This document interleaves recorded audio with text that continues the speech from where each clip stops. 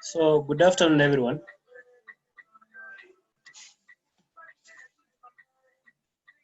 Good afternoon.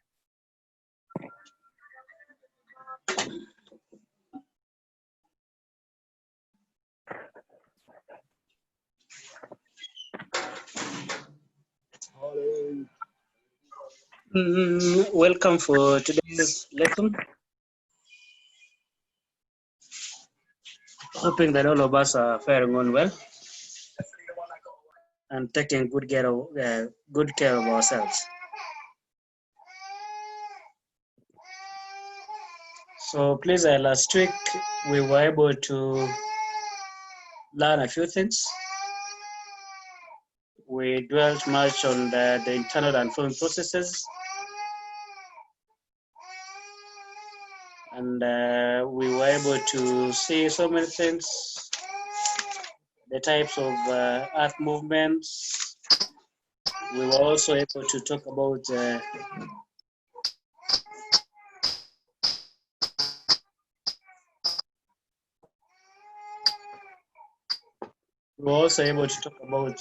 types of earth movements and the causes of earth movement, and many other things. So today we intend to talk about climate, an interesting. But before we get there, it is good for us to remind ourselves the thing that we learned last week. I can see a good number of us were there last week. I can see Frederick, I can see Moses, Karisa, Alvin was there. I think I saw Harry. I also saw Dave somewhere. So it is good for us to remind ourselves what we learned.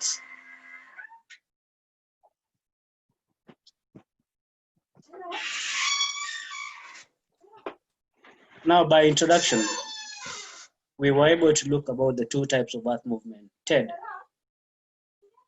you can tell us the two types of earth movement we learned last week.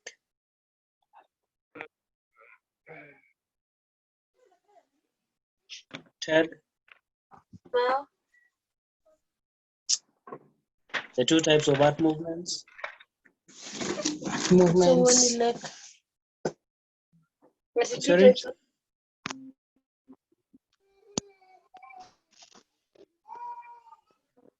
Waiting.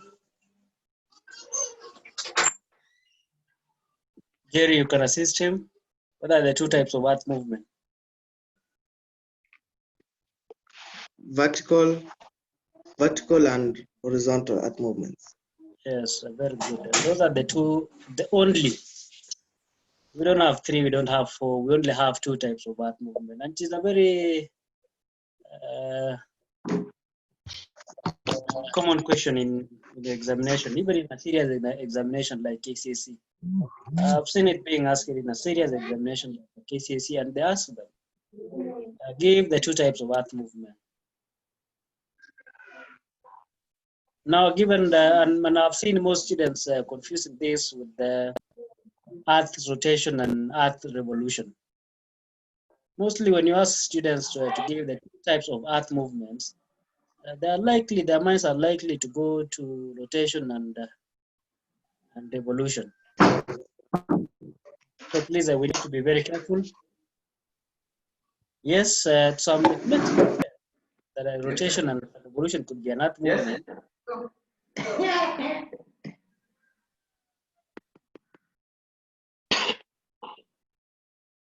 So, but again, those are the only two types of earth movements: the vertical earth movement and horizontal earth movement.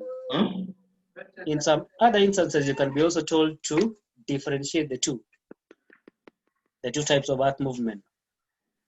Juvenalis, I can see you.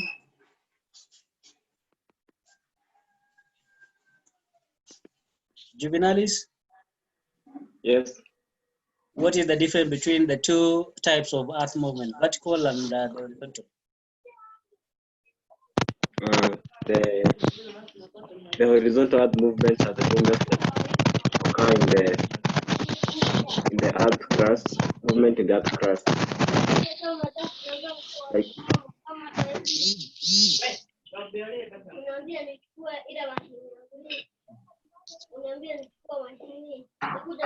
Yes. What about the vertical one? The vertical movements are the movements that occur from below the surface of from the deepest earth, from the deep earth to the surface of the earth. Now, when you talk of mostly, you will not have problem in telling us horizontal earth movement, because that is the movement that acts along the earth's crust. I've seen from experience, many of you will not have problem in telling us. I can see Peter, kindly mute.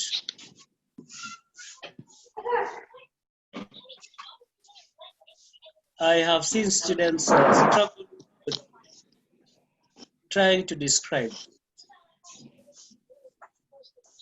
the vertical earth movement.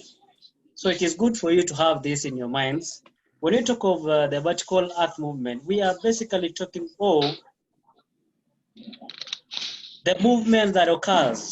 We are talking of the movements that occurs along the earth's radius, either towards the earth's surface or towards the center. We are talking of this movement that can either be towards the surface or towards the center of the earth. So that is the vertical earth movement. A very common question, a very common one. So you need to be able to tell us those questions.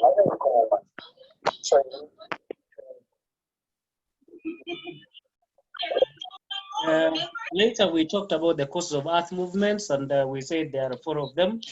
We have the magma movement, we have the gravitational forces, we have the conductive forces, and finally we have the isostatic adjustment. Now be very careful here. Be very careful. You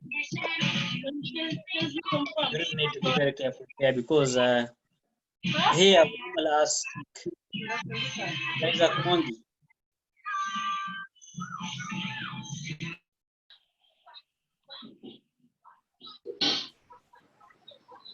So I'm talking about the cause of earth movement. We really ask you to identify. We really ask you to outline. What we normally do is we tell you to state causes of earth movements.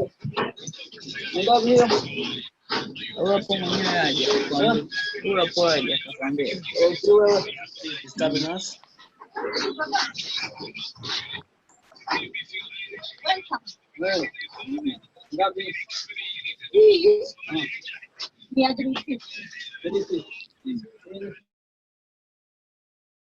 Yes, I think I've muted them. When you have an issue that you need to clarify, you only need to unmute yourself, then you ask any question. Now, we were talking about the types of the causes of earth movement, and I've said it is a very, very common area. And I was just trying to tell you how we ask you those questions. We'll not ask you to outline, we'll not ask you to name, we'll not ask you to list, we'll ask you to state. And you know, in a geography exam, when you meet a question that says state, then that question is so dangerous. You need to know how you should be able to give those answers so that you are able to earn a mark. We'll ask you to state 2 or 3 or 4 causes of earth movement. You will not say isostatic adjustment, you will not say magnetic movement, magma movement, you will not say that. For example, you want to give a statement on the magma movement. You cannot say due to magma movement and expect to earn a mark. You will not get it. This is how you should bring in such points.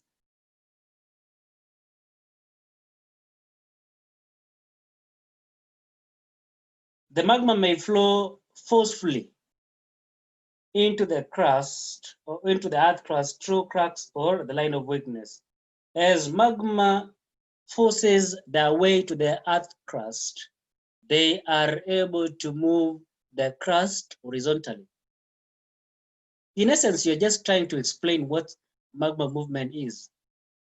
So that is just about to remind us and those who were not in class last week on the thing that we learned.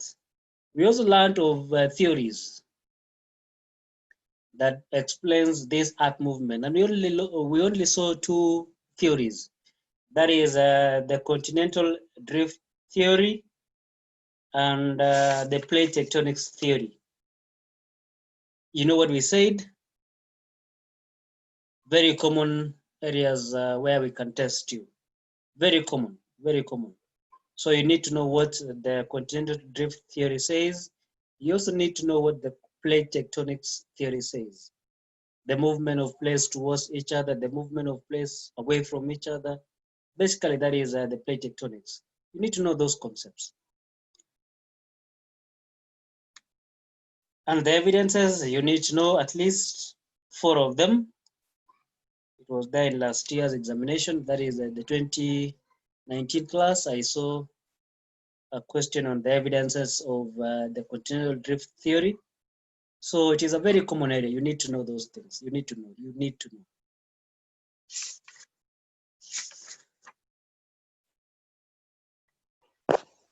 Now, let's look at the topic that we intend to cover today. That was just but a recap of what we saw last week. Today, I intend to discuss the topic climate. I know under such settings, you expected that we go through those areas that you've learned in class. But again, I was just looking at the concept itself, and I realized that it is not a new concept altogether. In Form 1, we were able to talk about weather, which is the twin brother to climate. Once you know weather, basically you know something about weather or climate, I mean. So given that we were able to look at weather in Form 1 comprehensively, they are very closely linked. There is a close link between weather and climate. They are just one and the same. The concept in weather and the concept in climate are just almost the same. So you roughly have an idea of what I'll be talking about. But again, let's try to remind ourselves what we said weather is. We defined it, and we also gave the elements of weather. Jeremy, you can unmute yourself and tell us what weather is.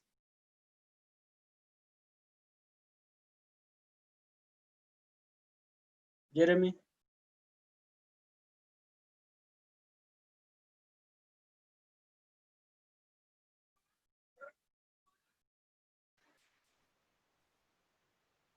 Kate? Unmute yourself and tell us what weather is. Weather is the atmospheric condition of a place over a short period of time. Very true. That is what we learned in Form 1. We said weather is the atmospheric condition of a place over a very short period of time. And I always like my students giving the time duration by telling us within the 24 hours. When we are talking of weather, we are basically talking of a very short period of time, that is 24 hours. That is weather.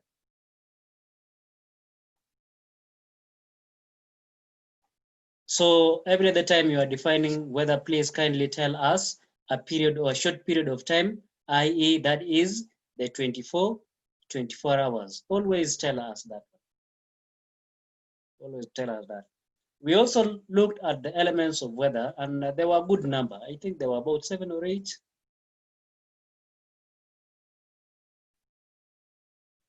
Alvin, give us the 7 of them. Unmute yourself and tell us the 7 of them. Sunshine, Sunshine, number 1. wind, Wind, number 2. air pressure, Air pressure, number 3.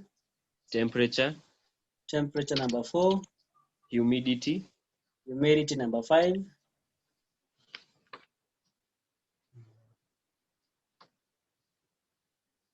Have you talked of rainfall? Precipitation, I mean. precipitation, Yes, number 6. Number 7. cloud cover, Cloud cover, another one. There is evaporation, I think so. yes, evaporation.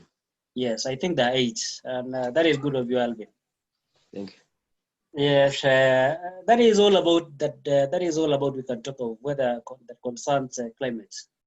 So when we talk of climate, the topic that we intend to cover today,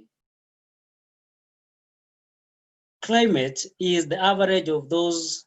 We said that the weather is the daily atmospheric condition. Now, when we talk about climate, we are talking of the average of what happened today, what happened tomorrow, what happened the day after tomorrow, what happened next month, what happened next year, what happened 2 years to come. You do the average for quite a long period of time. So when we talk of climate, we are talking of it is the average weather conditions of a given place over a long period of time, usually 30 to 35 years. You do the average of today, this year, next year but 1, 10 years to come, 20 years to come, 30 years to come. When you get that average of the weather condition of a given place, that is what is referred to as the climate. So basically, you will realize that the climate and weather is one and the same thing, because when you talk of climate, you are talking of what happened today, the weather of today. You do it, you add the weather of tomorrow. You add the weather of the day after tomorrow. You add the weather of so many days that adds up to 30, 35 years. Then you do the average. That is what is referred to as weather. So that is why I said when we began the topic that it is something that is closely related to what we have learned in class. Now, it is also good for us. I think you have been, we can just talk of Mang'u, for example. I think you have been in Mang'u for quite some time. This could have been your second year. Not really. Even we can also talk of your homes. Possibly you could be 13, 14, 15 years, and so many things have changed from where you come from. If you live in Nairobi, there are times, like I know Nairobi right now is very cold. There are times, there are years will come, maybe 10 or 5 or many years to come. During such period, Nairobi will be very warm. We will say that the climate has changed.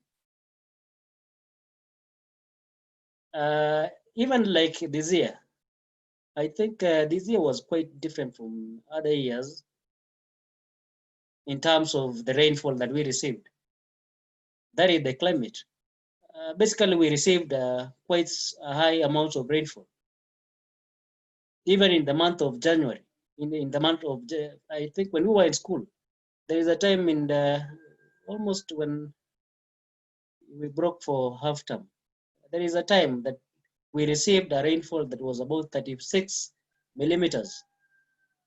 That is so unlike many years. The month of February, the month of January is always very dry. So that is climate that has changed. So I'm just trying to bring, to lay a ground on factors influencing climate. I'm just trying to make it easy for us to understand what I'll be talking about. Once we have understood what climate is, you can see a good number of us are still coming in. Welcome, and let's just keep going. We have just defined what climate is. Now, the next step is to understand, to try and explain to ourselves. And I would want this to be so interactive for us to understand. We are talking of factors that influence climate. What are these factors that influence climate? That is a question that you should all be asking ourselves. What are some of these factors, Karisa? We are talking of those factors that influence climate. Anyone that is running through your mind?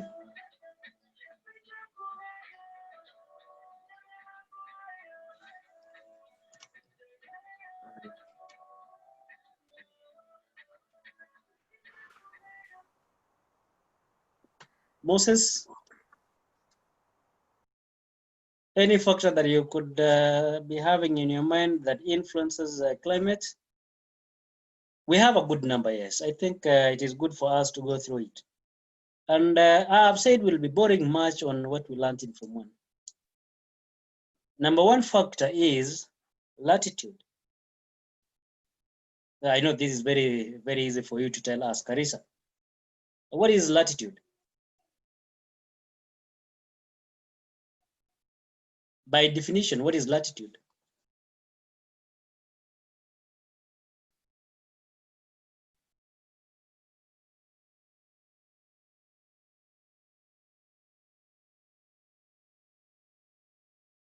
Karisa, please unmute yourself and tell us what latitude is.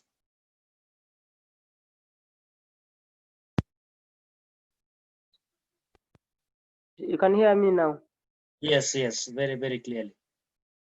Yes, as I know that latitude is an imaginary line, that the horizontal line that is drawn from west to east in a map. They tell us how a place is far from the equator, right? Yes. Yes. Now that is latitude by definition, but now we want to talk about how latitude affects or influences the climatic condition of a place. Now again, I said we will borrow much of these things from the work that we did in Form 1.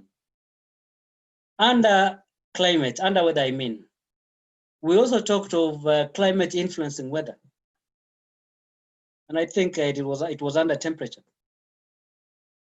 We said areas around the equator. Areas around the equator always are relatively warmer as compared to those areas that are far from the equator. Maybe they are in the 30 degrees, the 60, and the 90. When you move away from the equator, the temperatures are likely to decrease. And there is a number of factors, there is a number of reasons why that happens.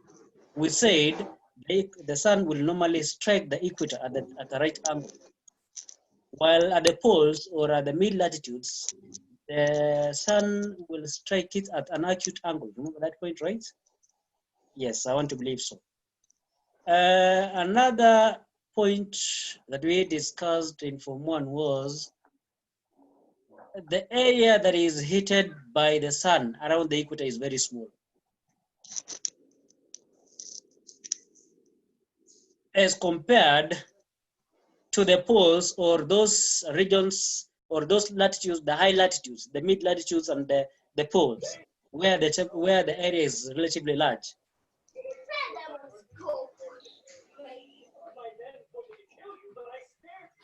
So you're comparing heating a 2 cup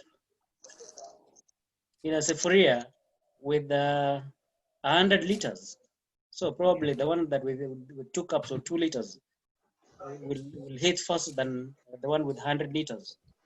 So that is reason number 2.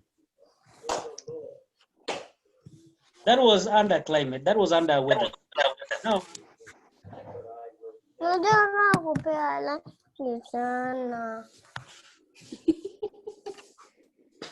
Si uko na nywele kubwa gani? Lakini nywele yako ni soft.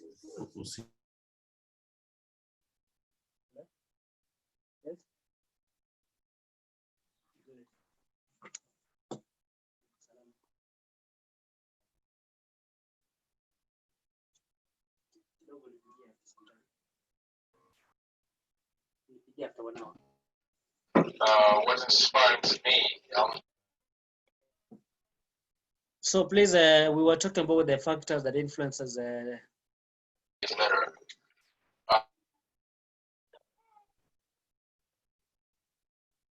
factors that influences climate, and I've said number one is latitude. Now, around the equator, that is areas, countries, we are also very lucky to be around the equator. And you will find that it is very relatively warm.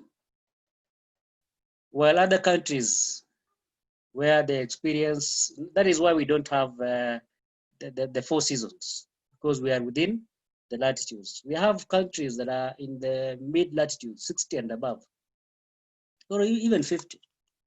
They experience the four seasons. They experience the winter, the summer, the spring, and the autumn. Somebody can be asking himself, why is it that we in Kenya, we don't experience those seasons? The answer is basically, that is, we are within the tropics. So latitude influences the climate of a place. In terms of temperature is very low, is very high here within the tropics. While when you go upwards, then the mid latitudes and above, it is relatively cold. It is relatively cold because of the factor of the point that we have talked about.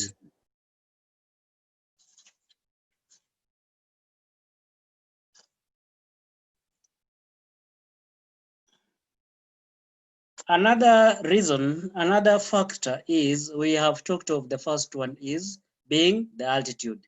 The second one is the altitude, altitude, I mean. Altitude. Now, what is altitude? For us to understand these terms clearly, we need to be able to define these terms, then we relate them to the topic of the day, then you'll be able to get it well. Now, what is altitude? And how does it influence temperature? How does it influence all the other elements of weather? Alan, any idea?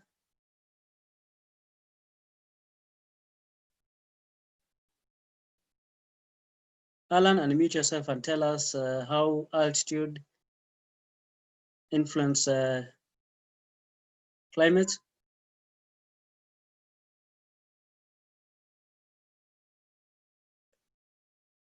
Jack Mutuma, my good friend.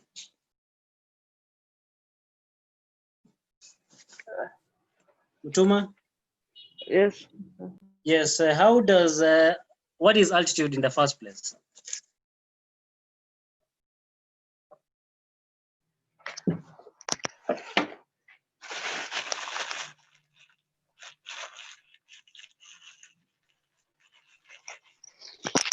Sure.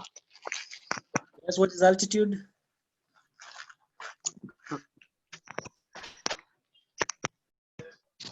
Height above sea level. It is height above the sea level. And number two, that is not enough. Before you unmute yourself. How does it influence temperature, for example?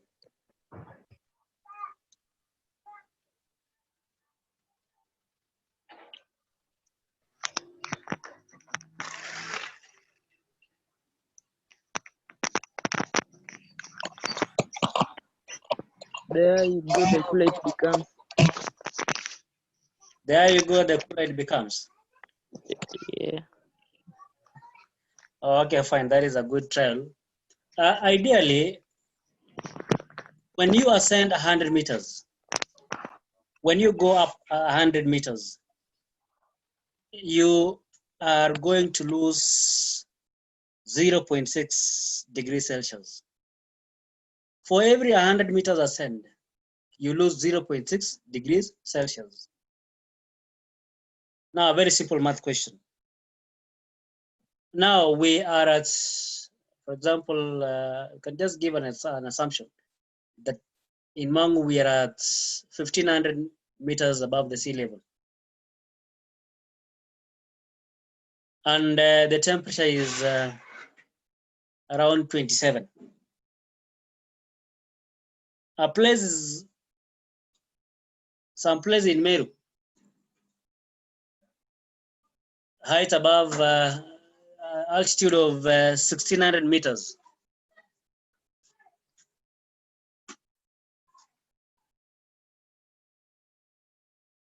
What will be the temperature there? I have said in Mang'u, the temperature is 27. And the altitude there is 1,500. We have some place in Meru, and the altitude is 1,600 meters above the sea level. What will be the temperature at that place?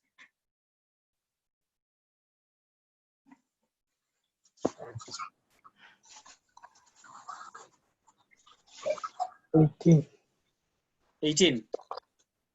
You can explain your answer.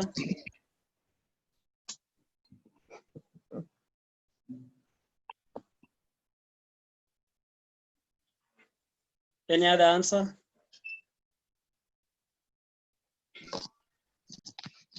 21. 21. I've heard someone talk of 18. I've also heard someone talk of 21.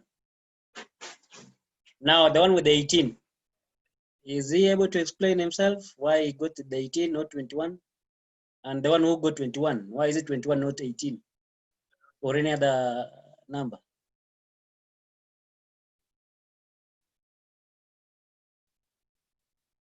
I think he has chickened out. The one for 21, explain your answer, please.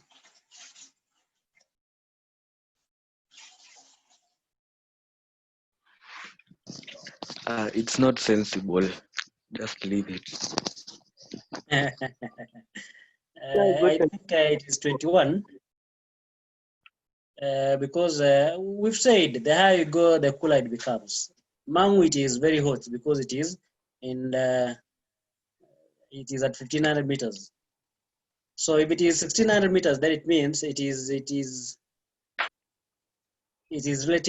likely to be cold. And we've said for every 100 meters ascend, you lose 0.6 degrees Celsius. The difference between Mang'u and that place in Meru is 1,000. When you do simple math, you'll get a difference of 6 degrees Celsius. Subtract it from the one that we have it in Mang'u. Then you'll get the answer being?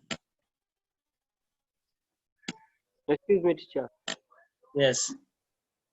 What have you said is the latitude of the other place? The altitude. The altitude. Of Meru, yeah. Yes, I said it is 1,600. So the difference, I think, will be 100.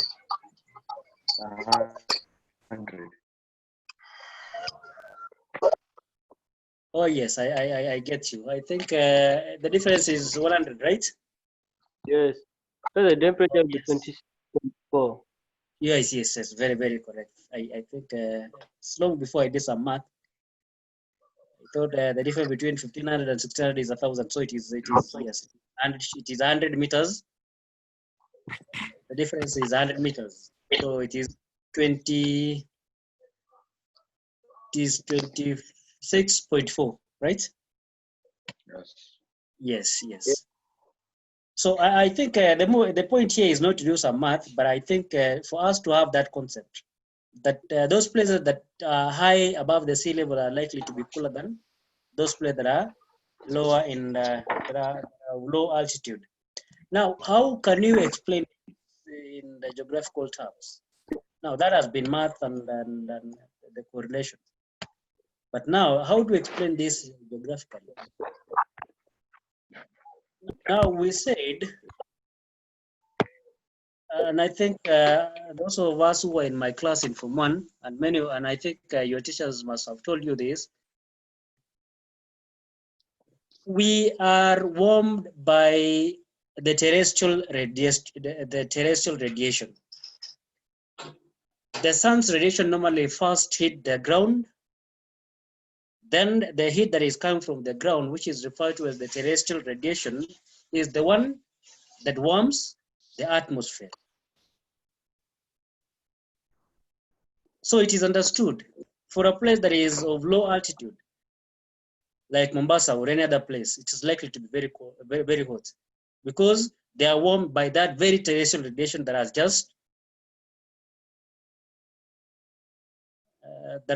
been heated, the terrestrial radiation.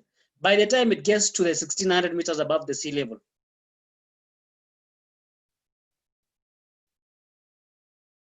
by the time it gets to that height, it will have lost its heat. The air will be relatively cold because it has lost the heat. At 10 meters above the sea level, if it was maybe the terrestrial, the heat that the ground at zero, at the sea level, I mean, if it was 35, if it is at 10 meters above the sea level, it is likely to be at 34.5 there. If it is at 100 above the sea level, it will be around at 33. If it is around at 1,000, it will be around 28 or 29. By the time it gets to 1600, it will have lost its heat. The air, the heat that is in that air will lose its heat as it goes upwards. So that is basically why we will say the higher you go, the cooler it becomes. Because this very heat, this very terrestrial radiation that is just trying to warm the atmosphere will lose its heat to the ground and many other things that are on the ground. It will have lost its heat on the clouds or the mist that are there and many other components. So that is the geographical understanding of how that affects. And when we talk of temperature, we are basically talking of an element of weather that is, and we've said weather is related to climate. So if temperature has been tampered kind of or affected by the fact that we have explained, then weather has also been affected. Now that is point number 2. Point number 3 is continentality. What is continentality? Continentality is the distance from the sea.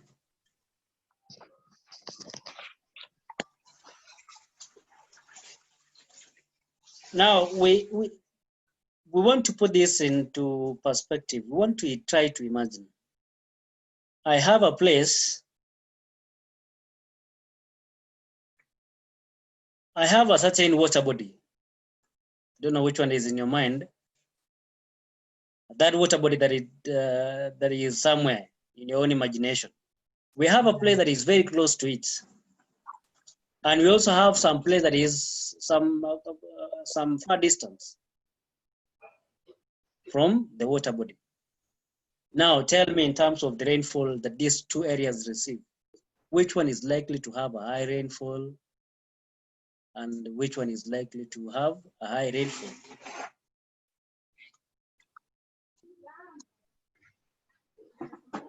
Anyone want to attempt that question? Yes, I can see Moses. Your hand is raised. Please repeat. I think it's the adjacent land, isn't the one which is near the sea. I know, Moses, you come from Mombasa, right? Yes. Yes. And some place near Voi. Mombasa is very close to the sea or the ocean, and Voi is some distance from the ocean. Yes. Voi is very dry, right? Yeah. Mombasa is rainy. Why? Mm. We have, that is the distance from the sea level.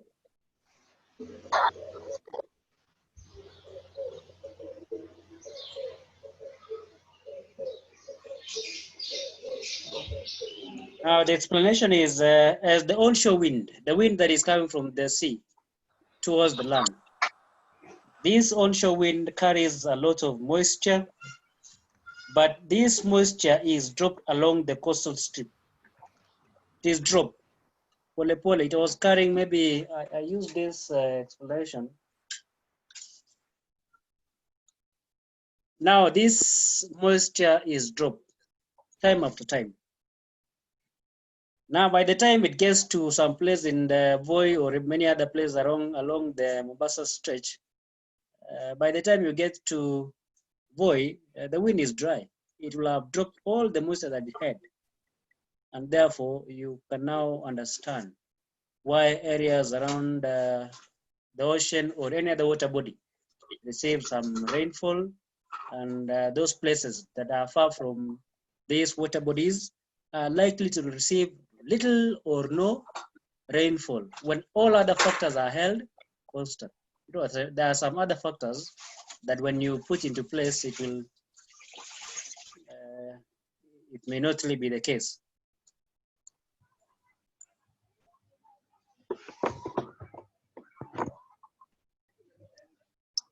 So we've said the moisture is dropped from time to time as this wind is blowing further inland. So that is distance from the sea. I use this word continentality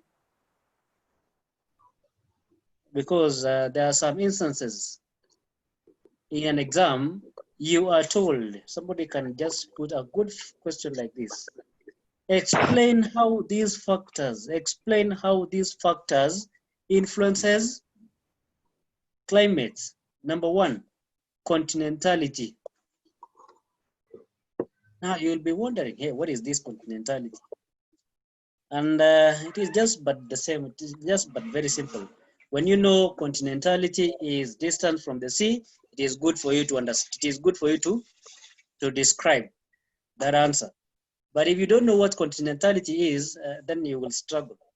You'll not even attempt that question. So have the two words, have the 2 points, and they are the same. The way you explain is the same.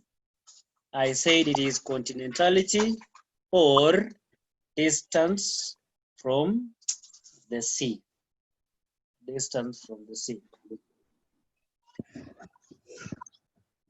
I've never been to Mogadishu myself or Somalia. I know a good number of us have been there. I've also been to Mombasa and some places around the coast. And I said I've never been to Somalia. I know the two, Mombasa and some place in Mogadishu borders the ocean, right? Now, how one will tell me that in Mogadishu it is very dry, and in Mombasa it is relatively we receive a good amount of rainfall? To me, I don't really seem to understand. I know they are adjacent to the coastline, the two. Then why the disparity? Why is some place that is Mombasa receiving high rainfall, while some place Somalia, Mogadishu receiving little or no rainfall, while the two border the ocean?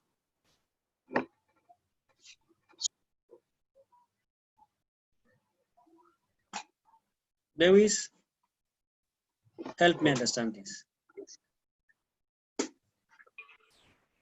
So this is because of the shape of the coastline. Because in Mombasa, as we can see, when the onshore winds come, they fall directly to land. But in Mogadishu, the coastline is parallel to the onshore winds. So what happens in Somalia? So it will be dry because the winds will be parallel to the coastline. Now, very good of you. I think that is what I wanted most of us to get it. In Mombasa, the coastline appears somehow irregular.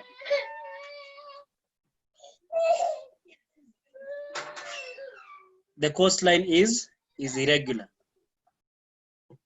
While in Mogadishu in Somalia, the coastline is very regular. Now, what happens to the onshore wind is, in Mombasa, the onshore wind will bring in moisture. And this moisture will result in rainfall. While in Mogadishu, the coastline is almost straight. So as this onshore wind tries to move, it moves parallel to the coastline. So those people in Mogadishu will be seeing rainfall falling in the sea. Some 5 or 10 kilometers in the sea, it is raining. While in the mainland, it is not raining.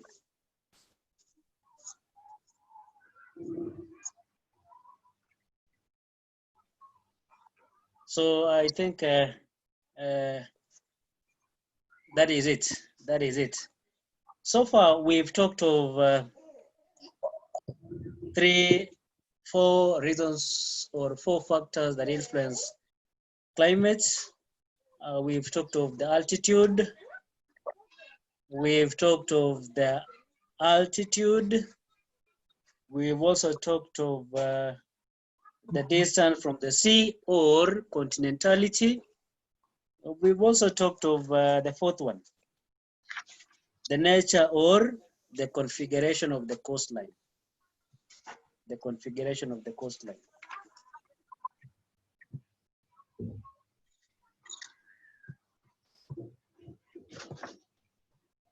Ocean currents.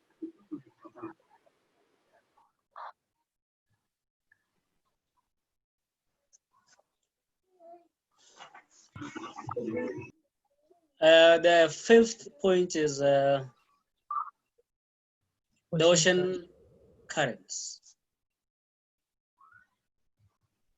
We are lucky here in Africa. I was watching a documentary the other day, and I realized that in some regions, the ocean waters can freeze. The top one, up to 1 meter, can freeze. I was wondering how can ships sail through those regions. It was a good documentary, and I realized many things that is beside the point.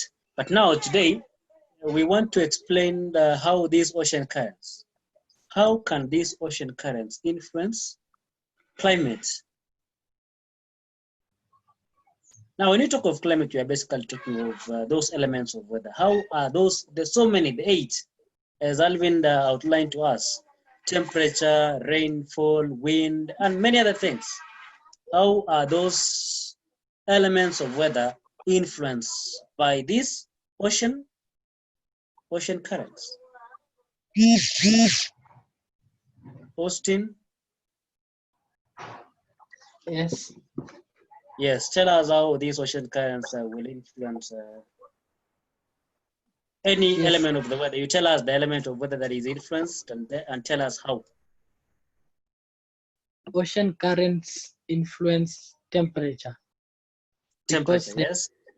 There are some ocean currents which are warm while others are cold. So yes. when a current blows towards the adjacent land, if it's a warm ocean current, it is going to interfere with the temperature of that place, making that place to become warmer. Go ahead.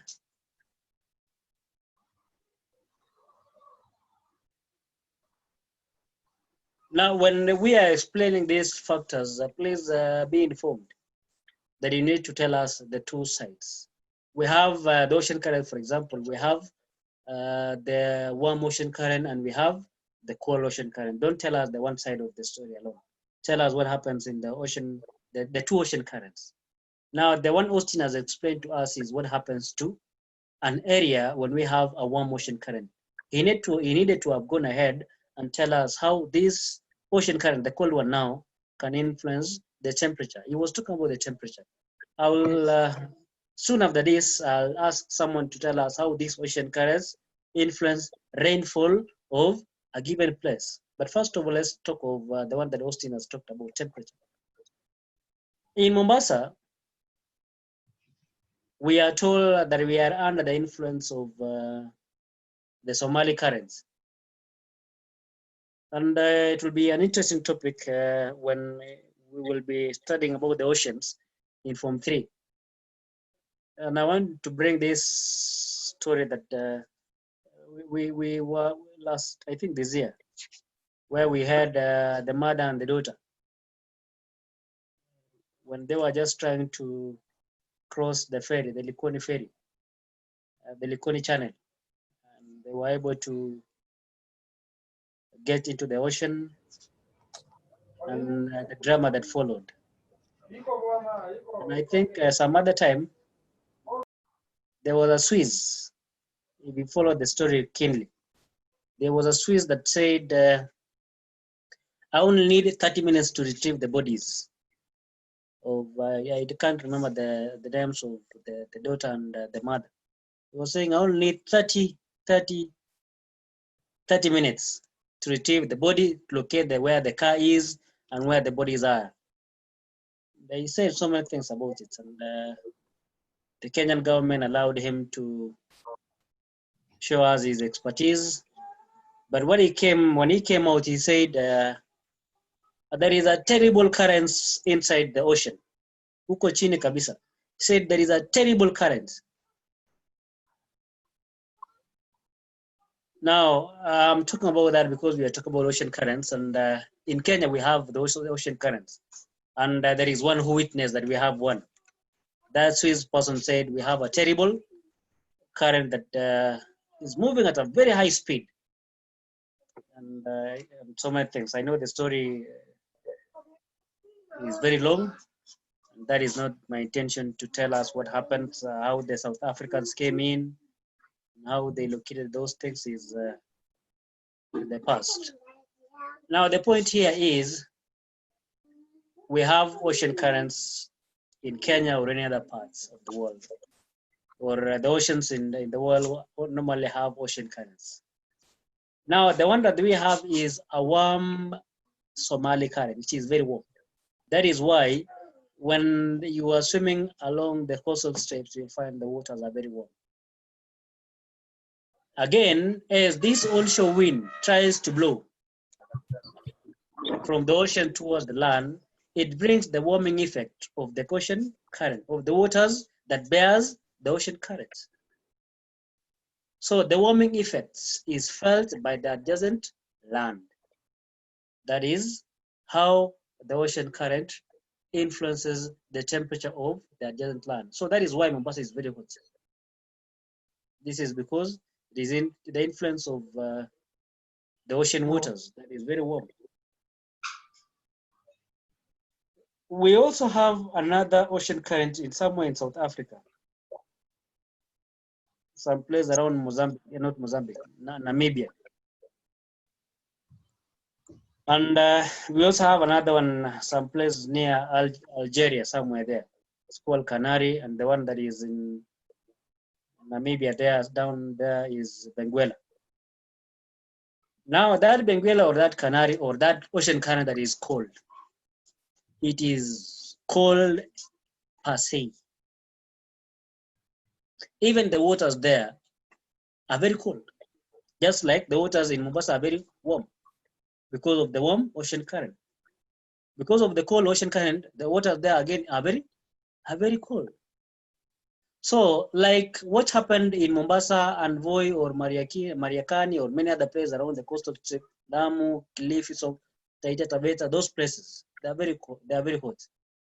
Just like what happens in Kilifi, what happens in Kwale, what happens in Mombasa, what happens along those coastal strips is what happens in Namibia. It will be very cold because of the effect of the Benguela currents. Likewise, what happens in Algiers or Morocco, those places are relatively cold because of the effect of the Canary currents. So that is how these ocean currents influences temperature. That is how they influence temperature.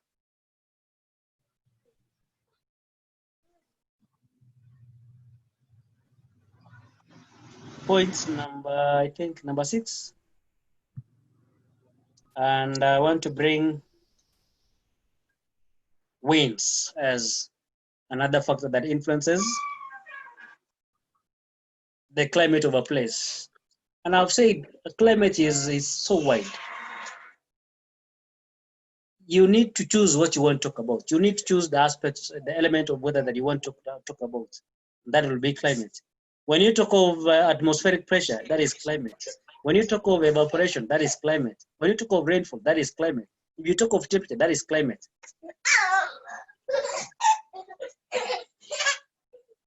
So when you are given any points, when you are given any factor, you choose which one you want to talk about.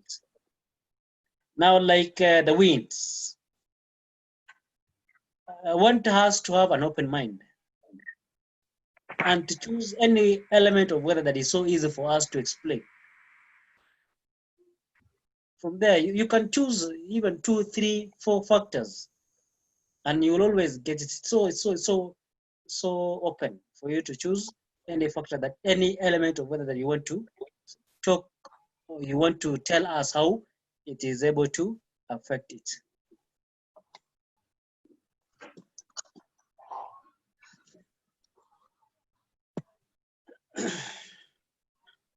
So I think I want to see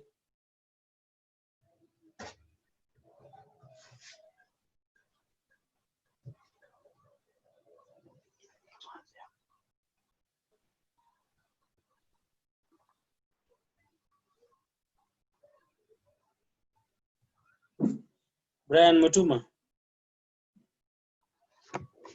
Brian Mutuma. Yes. Now tell us. Yes. What is wind?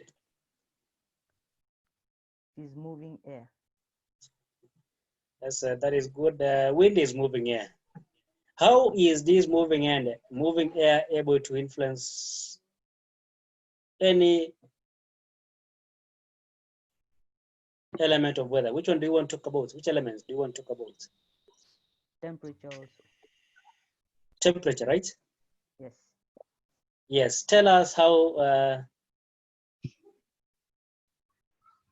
moving air or these winds is able to influence the temperature. Yes. Winds blowing from areas which are warmer tend to be warmer. So when they blow to areas which are colder, they warm up the temperature of that place. Yes, then tell us the other side. You talk of warm, you also talk of the cold regions. Yes. Talk of the two areas. Winds blowing from colder or less warmer regions tend to be cooler. And so when they blow to areas which are warmer, they tend to lower the temperature of that place. Yes, I think it is just what I expected. It shows that you are able to explain those concepts clearly. I said you just need to explain any concept, any element of weather. Then you justify it, and there you go. You earn your 2 marks. We are talking about winds. And I think I must have preempted this when we were talking of ocean currents. No, ocean currents are in the sea. Then in Mombasa, in those coastal strips are warm. Then you need to ask yourself, why is it that it is warm? It is wind that transfers the heat that was in the ocean, the land. I can see Austin. Your hand is up. Yes, I was asking a question. Yes.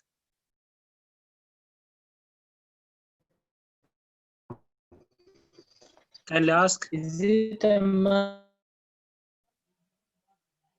Is it?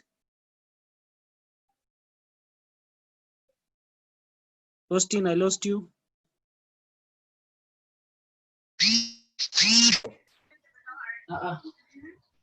Sasa unataka ile naongea watu huko wasikie.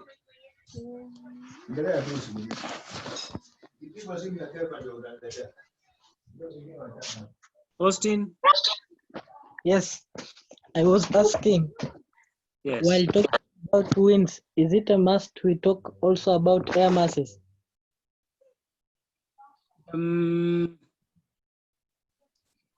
There is, yes, you can talk of the two.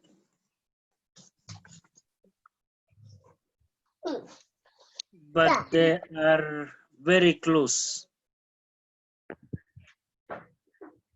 Now, my advice to you is if you have explained winds, so please, it will appear that you have repeated yourself.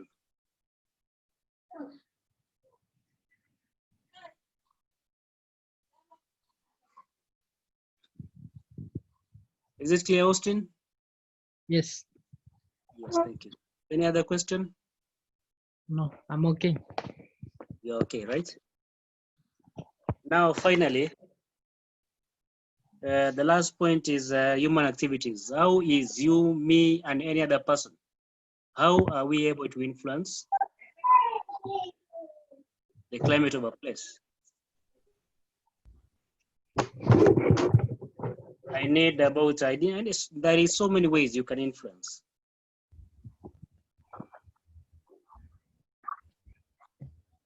Now, I think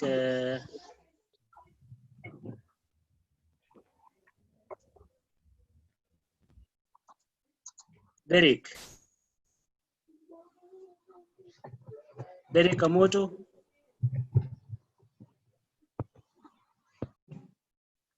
Derek? Is Derek in? Yes. Yes. My very good students. Now tell us how human activities can influence the climate of a place. There's so many ways.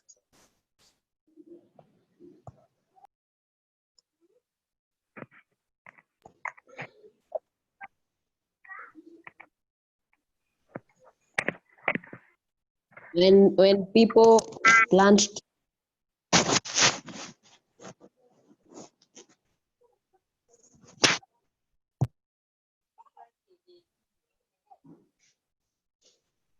Yes, we are waiting for you. through afforestation, What happens? trees release moisture to the atmosphere through transpiration. They Yes. form rain.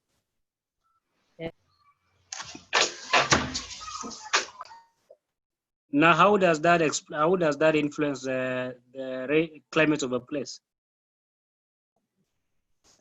It brings rainfall to the place through evapotranspiration.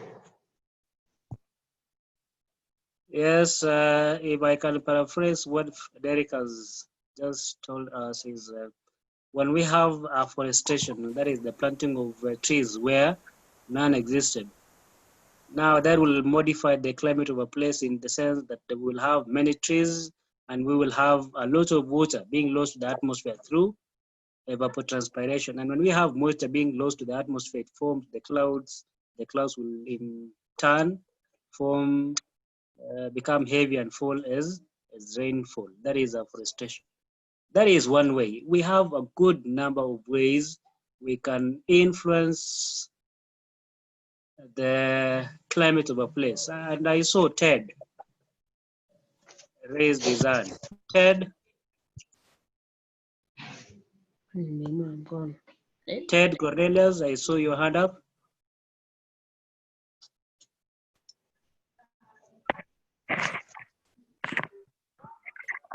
Ask, Yes. how mention how human activities affect climate. You want to explain? To mention, you remember? Go ahead. I've not heard. Now I've said the Ted. Yep. Now I requested requested Derek to explain to us how human activities can influence climate. And his explanation was on the afforestation, that is a human activity. He said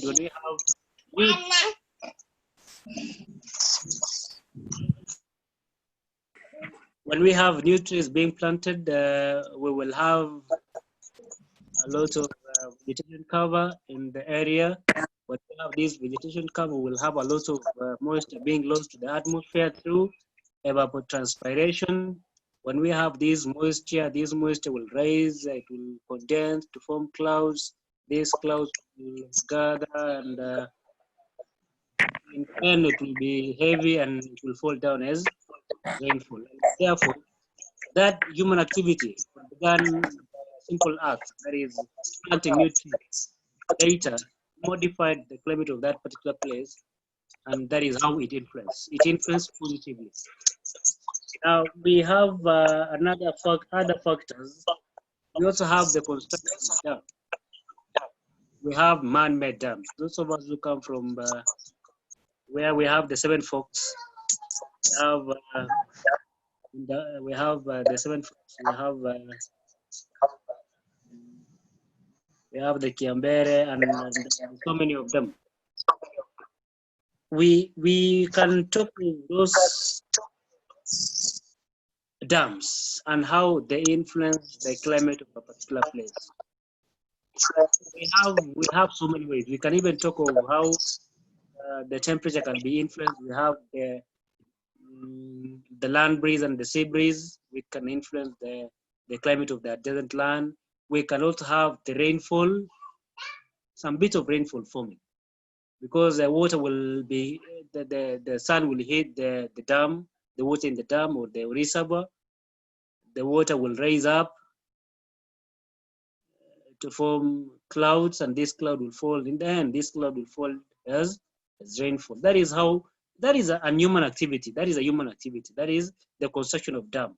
It is a human activity. But in the end, it will have modified the climate of that particular region.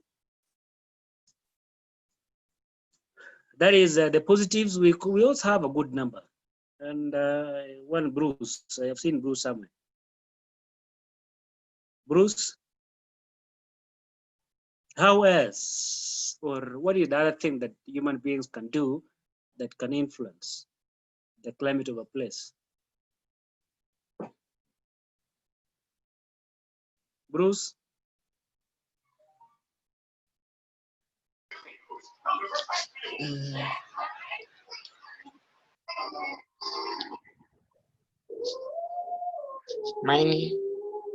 Mining. Yeah. Yes, tell us about mining. What happens? Because of the, I would say,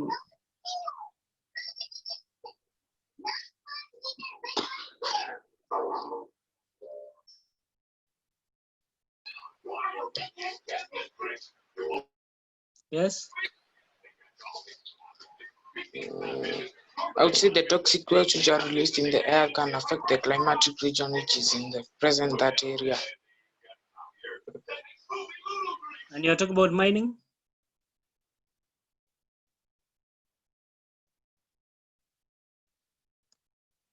Your point is not really coming in very well, but we also have some factors like settlements and agricultural activities We all know that due to the population pressure, there is a likelihood of us encroaching into forest. We clear them. Once we've cleared the forest, we are likely to lose a good amount of moisture that could have resulted due to evapotranspiration of these fallen trees. And there is a likelihood of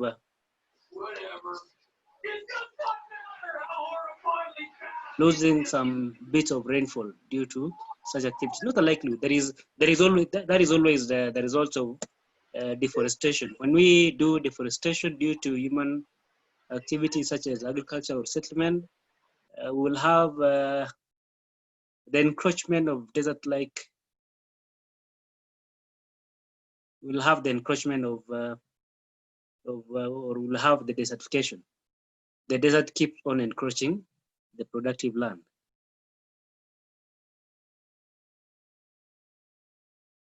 Those are the factors that influences the climate of a place. We have basically talked of 8 factors. We began by telling the distinction between weather and climate. And to be very clear, I said weather is for a short period of time, that is 24 hours. But when we talk of climate, it is the average weather condition of a place over a long period of time. And I have said, always tell us the period you are talking about. 20 can be a long period of time, but that is not climate.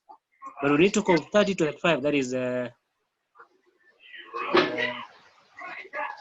duration that can be deemed to be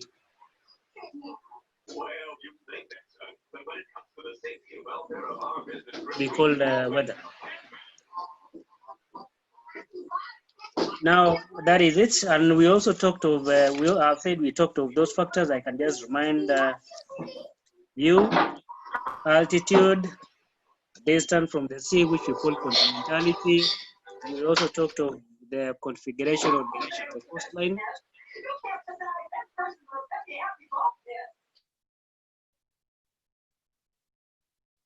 We talked of the ocean currents, either the cold or the warm. And I think there is one that we didn't talk about, the aspects. And when we talk of aspects, we are talking of the general alignment of the slope in relation to sun's insolation. Now, in a mountain, there are areas that faces the sun. The sun will, there is the sun-facing slopes. And within the same mountain, again, there is the areas that does not face the sun. So in the northern hemisphere, the northern part of the mountain receives the insolation. And those regions are likely to be warmer as compared to the south-facing slopes in the northern hemisphere. So in the northern hemisphere, the north-facing slopes are warmer, while the south-facing slopes are cooler. And at the same time, in the southern hemisphere, no, I think I did not say it clearly. In the northern hemisphere, the north-facing slopes, are the one that is cold because it is the shadow. It is where the shadow strikes. So those regions are likely to be cold, while the south-facing slopes are the ones that are likely to be warmer.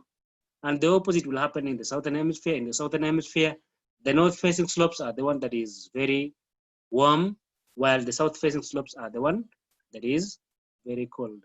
I think you can refer to your books, and especially in aspects, there is a drawing that I should have really used to describe the south-facing slopes and the north-facing slopes, but I think you can refer to your notes in Form 1. I think it was very clear from the discussion that we had in Form 1.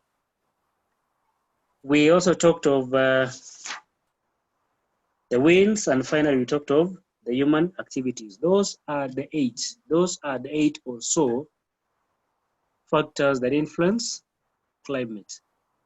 Now listen to me carefully. That is it.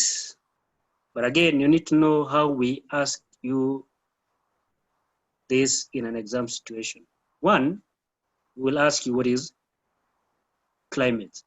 Two, we can ask you to distinguish between weather and climate. Those are very common questions.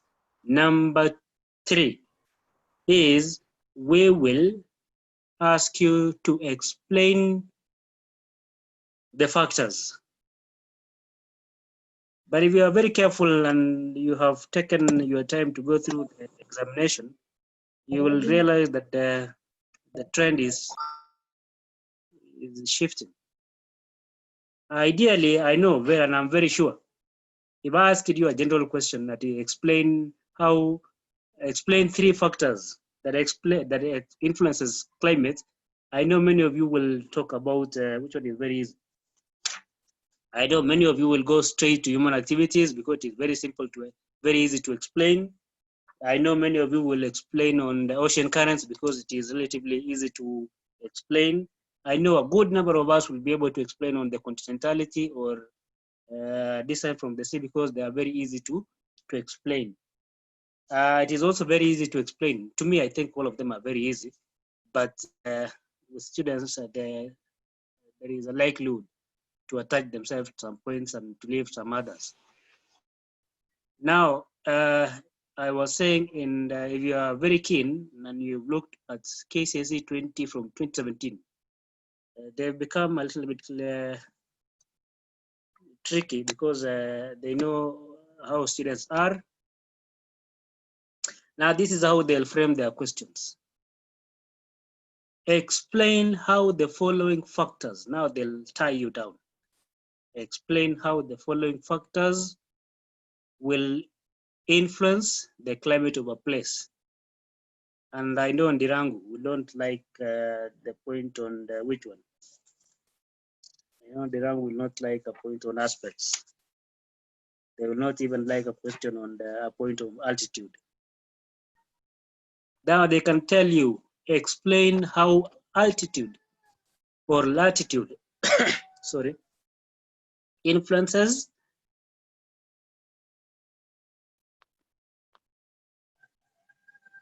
the climate of a place. And it is very dangerous because you can be told, explain. Now, like this one, I think I saw it in last year's, I don't know. I'm not so sure of the year, but I think I saw in the recent exams. Explain how altitude influences the climate of a particular place. 4 marks. Now you'll be wondering what is this that I have to write for me to earn the 4 marks? Now I have said the moment you panic and you do so many things, you're likely to get it wrong. I have said we have so many elements of weather. Each element will take 2 marks. For example, you are talking about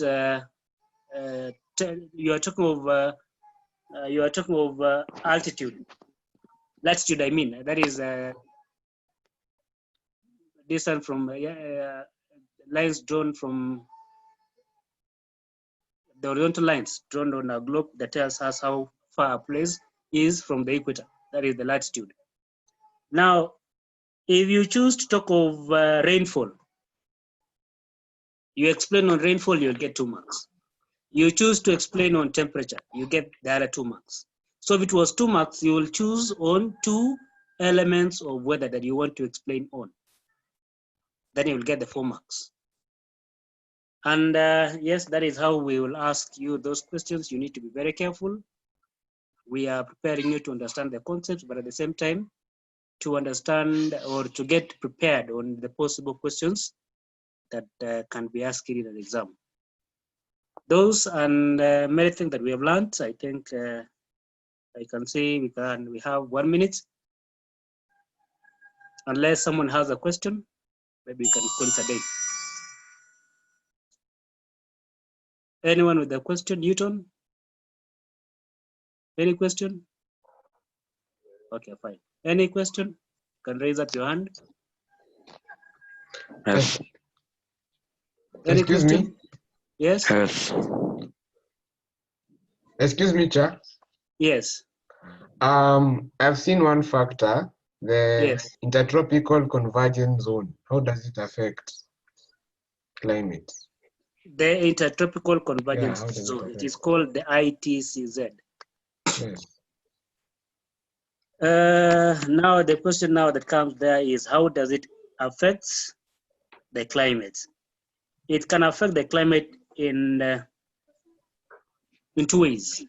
It can affect the temperature, and it can affect the rainfall. The intertropical convergence zone is a zone whereby the sun will normally shift in the northern hemisphere. When, for example, if the sun is in the northern hemisphere, now the intertropical convergence zone is a zone that normally shifts with the sun. If the sun shifts to the north, the ITZ shifts northwards. If the sun shifts to the south, that is in the tropical, is it Capricorn or Cancer? I think, which is which? I think it is Capricorn, yes. Now the ITZ will shift, yes. Now what happens in the northern hemisphere is it will be cold. If the sun shifts northwards, what happens in the some 20 or 25, not, I think 25, I think 23 and a half south. Some place 20 south. Na the sun iko north. Itakuwa baridi huku chini, si ndio? Right? Now you are not getting me. I have said this is a zone whereby it shifts. The ITZZ is a zone that normally shifts depending on where the sun is, right? Sun ikienda tropical of Cancer inafuata huko, si ndio? Yes. Na huku chini itakuwa nini? Tropical of Capricorn, right? There will be no, it will be cold huko chini. Yes, sasa wewe ndio unakuja unaelewa sasa hapo. Na ikishift kwenda chini, the same thing happens ikienda huko juu, si ndio? Yes. Yes. Okay, it will be cold huko juu. Yes. Itakuwa cold huko juu, si ndio? Hiyo cold si nini? Si temperature. Yes. Na hiyo ni element of weather. Yes. Na ni climate tena. Yes. Basi iko nini tena? Okay. Umeelewa. Sawa.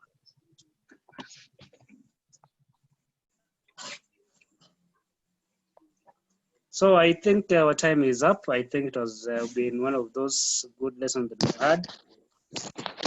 See you next week. Stay at home and wash your hands.